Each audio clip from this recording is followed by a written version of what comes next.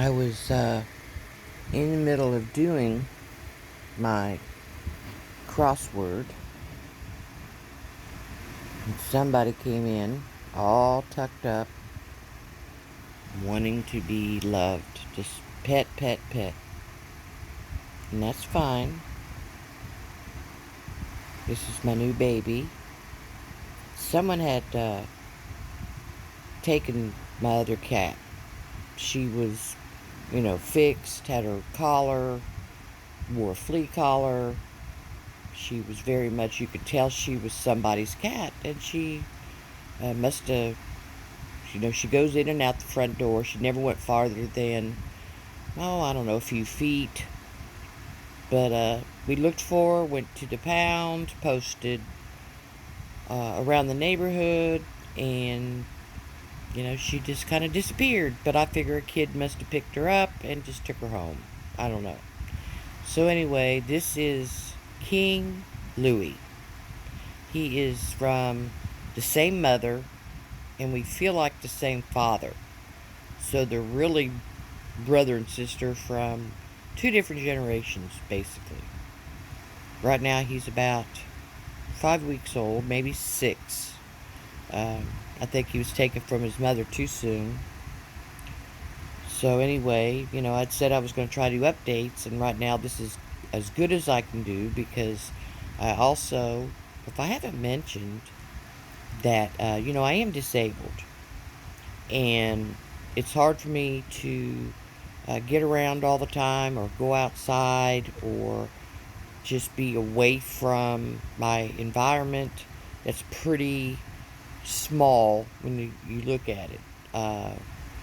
It's just a matter of I get into depression. I really, really just fight a lot of things. Um, I read a lot, and when I say I read a lot, I mean I am absolutely a good 4 or 5 book a week person. Um, I like stimulus, and I enjoy anything from history to biographies to science fiction. Sometimes even just books of art because I do draw. So that also gets me going. I had a procedure yesterday. I have a deterioration from having osteoporosis in my hips and in my back. My left leg goes numb. I can't even sometimes walk, but there are times where I have good days. I really do. So, in the course of that, I've just refused to have surgery. I don't want no metal rods. I don't want pins and screws. And, I kind of go the holistic route. The pain level, just, of a 1 to 10 scale, I'd say I do about a 6, depending on my hips also are affected. And I have fibromyalgia, arthritis. A lot of it's internal. You don't really see it when you see me.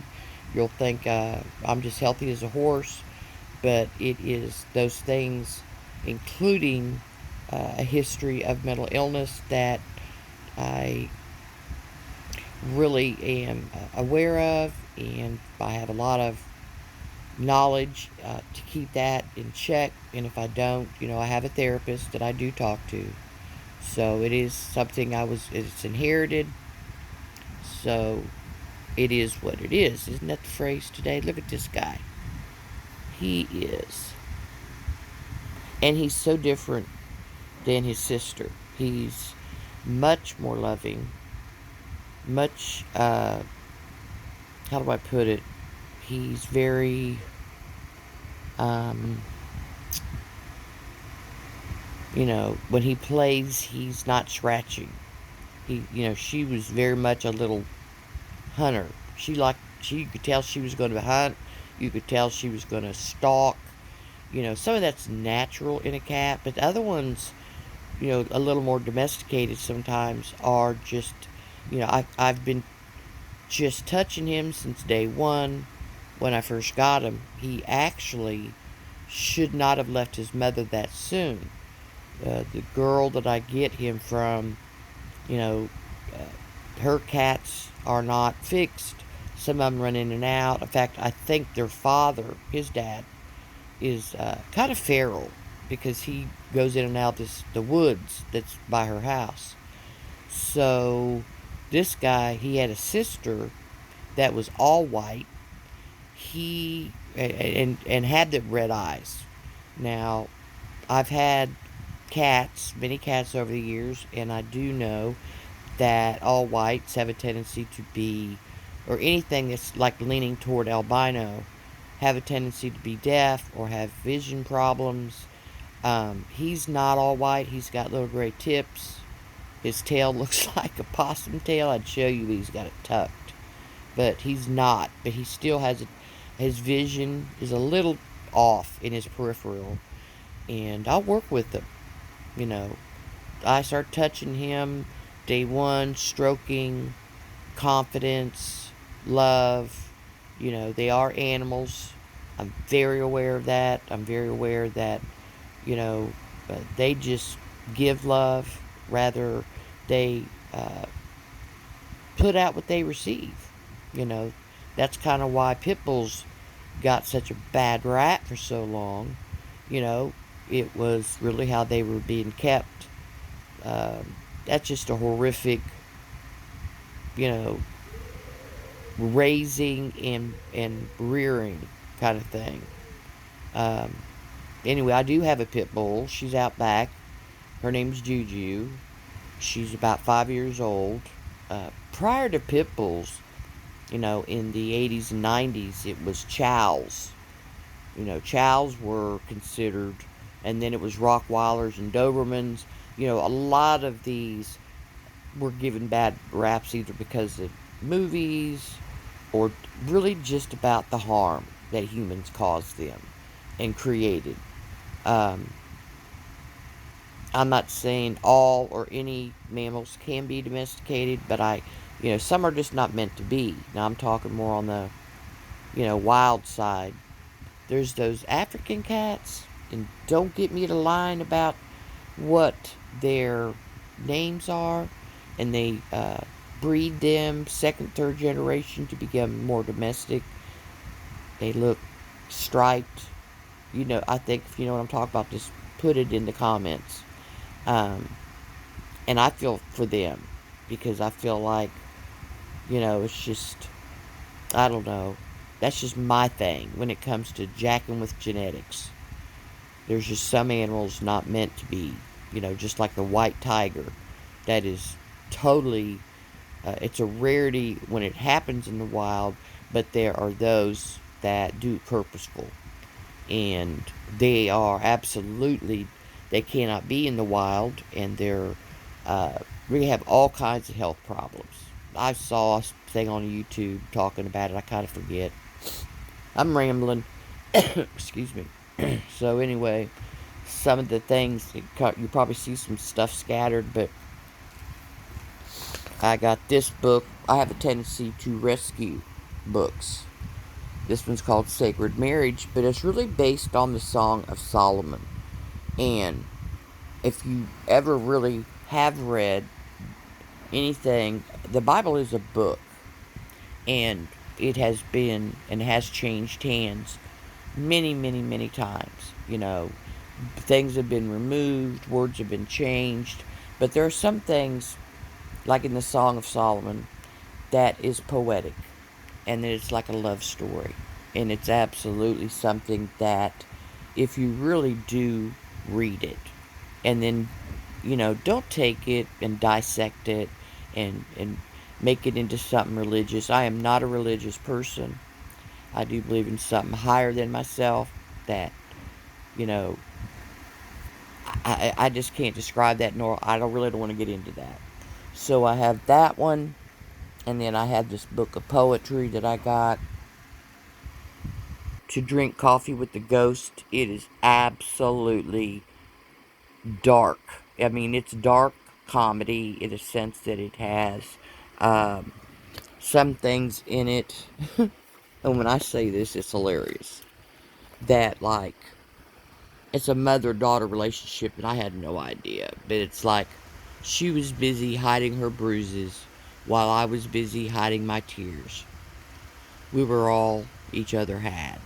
Now, I got this as a kind of fluke because I thought the title was hilarious. And then it even has, damn it, I'm showing my bookshelves all jacked up. Anyway, you cannot have a funeral for your mother without also having a funeral for yourself. It's got a coffee stain. That's not a real one. But I rescue these books. When I say rescue, I get a lot of them from, I order them from libraries that are discontinuing or they're replacing them. Hang on, I'm sorry. Another one I've got is the Don Miguel Ruiz, who did the Four Agreements. Well, this is his son's version. I am so sorry, my love. I'm sorry. And this also, when I say rescue, that we used perfectly good hardback, perfectly good shape. Um, just I haven't read it yet, and like I said, it's by the son of. And then I have, which I get a lot of these. Don't do it. Thank you. Me, Inventions, which this is an autobiography that Nikola Tesla did. Dover, which is a publishing of books, puts out shorter versions of. I also have been drawing. That's what's all over my bed.